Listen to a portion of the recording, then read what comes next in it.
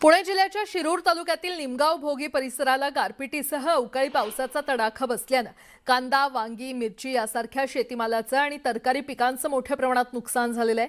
कांदा पिकाच्या माना मोडलेल्या आहेत तर वरंब्यावर असलेले कांदा पीक उन्मळून पडलेत। वांगी, मिरची यासारख्या तरकारी पिकाला गारांचा तडाखा बसल्यानं पिकांचे शेंडे आणि फांद्या मोडल्या असून फुलगळ झालेली आहे। तर तरकारी पिकांसाठी अंथरलेला मल्चिंगचा कागदही पूर्णपणे फाटलाय। अवकाळीच्या या तडाख्यानं बळीराजा शेतकरी पुरता हतबल झालाय।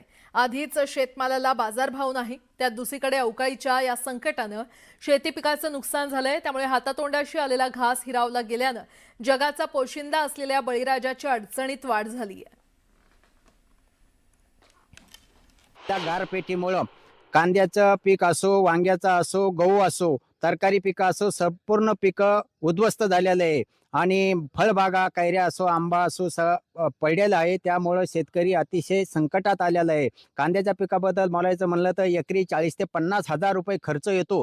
कांद्याच्या पाता तुटलेल्या आहे, माना वाकलेला आहे, कांदा उपटून पडलेला आहे आणि वांग्याचा मल्चिंग पेपर फाटून तुटलेला आहे। वांग्याच्या हे करण्यासाठी ठिबक सिंचन अतिशय मोठ्या प्रमाणात खर्च येत आहे।